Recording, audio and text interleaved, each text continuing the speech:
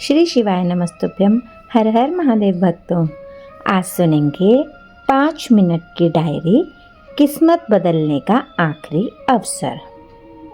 कभी कभी हम अपने हाथों से खुद ही अपनी किस्मत बदलने का मौका खो डालते हैं। जय श्री गणेश। राघव एक साधारण इंसान था, न नौकरी में खास तरक्की, न घर में कोई बड़ी सुख सुविधा, मगर हाँ, शिकायतों की एक लंबी सूची ज़रूर थी। उसे लगता था कि दुनिया में हर चीज़ उसके पड़ोसी, उसके दोस्तों और उसके रिश्तेदारों के पास ही क्यों जाती है और वह हमेशा खाली हाथ क्यों रह जाता है। एक शाम वह बाजार से लौट रहा था। ठंडी हवा चल रही थी और रास्ता सुनसान था। तभी उसने देखा सफ़ेद दाढ़ी वाला, तेज चमकती आंखों वाला एक वृद्ध व्यक्ति रास्ते के किनारे बैठा हुआ था। उससे पहले कि राघव को समझ पाता, उस वृद्ध आदमी ने धीमी आवाज़ से कहा, वत्स, थोड़ा पानी मिलेगा। राघव के पास पानी की बोतल थी, इसलिए बिना सोचे समझे उसने आगे बढ़कर वृद्ध को पानी दे दिया। वृद्ध ने संतोष से पानी पिया और फिर मुस्कुराया। उनकी मुस्कान में एक अजीब रहस्य था। वत्स, क्या तुम जानते हो मैं कौन हूँ? राघव ने सिर हिलाया। वृद्ध ने कहा, मैं यम हूँ।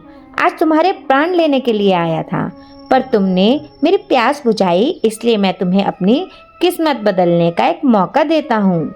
राघव के पैरों तले जैसे जमीन ही खिसक गई। यमराज ने अपने थैले में से एक पुरानी सी डायरी निकाली और वह डायरी राघव को दिखाते हुए कहा, यह डायरी तुम्हारे भविष्य का लेखा है। तुम्हारे पास केवल 5 मिनट हैं। जो भी तुम इस डायरी में लिखोगे वही सच हो जाएगा, लेकिन सोच समझ कर लिखना। राघव के हाथ कांपने लगे। जैसे ही उसने डायरी खोली, पहला पेज देखकर उसका मन खट्टा हो गया। उसमें लिखा था, तुम्हारे पड़ोसी की लॉटरी निकलने वाली है। वह जल उठा। बिना सोचे समझे उसने तुरंत लिख दिया, पड़ोसी की लॉटरी ना निकले। दूसरा पेज पलटा। उसमें लिखा था, तुम्हारा दोस्त आज चुनाव जीतने वाला है।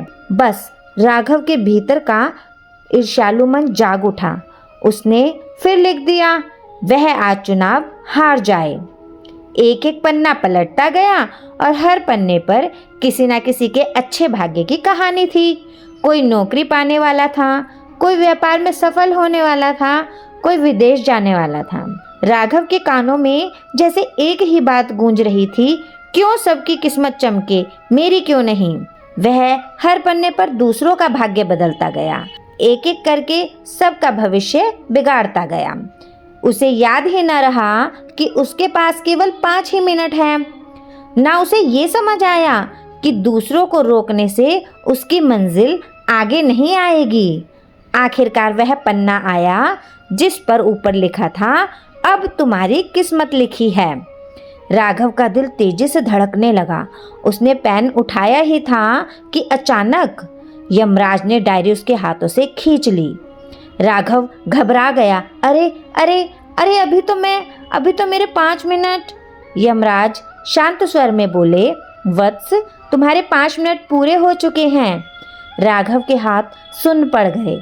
लेकिन मैंने तो अपना भाग्य अभी तक लिखा ही नहीं। यमराज ने गहरी सांस ली और बोले, तुमने अपना पूरा समय दूसरों का बुरा लिखने में व्यतीत कर दिया। जो व्यक्ति अपने जीवन का अवसर दूसरों को गिराने में लगा देता है, वह स्वयं कभी ऊपर नहीं उठ पाता। आज तुम्हारे प्राण भले ही मैं ले जाऊं, पर तुम्हारी कहानी हर उस व्यक्ति के लिए सीख है जो ईर्ष्या में अंधा हो जाता है। राघव के चेहरे पर पश्चाताप की रेखाएं उभर आईं। जीवन भर वह दूसरों की तरक्की देखकर जलता रहा और अब अपने जीवन के सबसे महत्वपूर्ण 5 मिनट भी उसने उसी आग में जला दिए। यमराज उठे और चलते चलते बोले, सच्ची शक्ति वही है जो दूसरे के भले में लगे, और सच्चा सौभाग्य वही पाता है जो दूसरे के भाग्य पर खुश होना जानता है।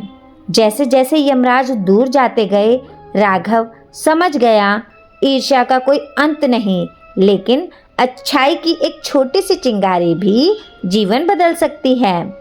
ईश्वर हमें अवसर देता है, पर उसे सही दिशा देना हमारा काम है। दूसरों को रोककर कोई आगे नहीं बढ़ता। जो दूसरों का भला चाहता है, उसका जीवन स्वयं उजाला बन जाता है। और सबसे बड़ी बात, जो प्राप्त है वो पर्याप्त है। इसलिए सदैव प्रसन्न रहिए, क्योंकि जो प्राप्त है वो पर्याप्त है। श्री शिवाय नमस्तुभ्यम।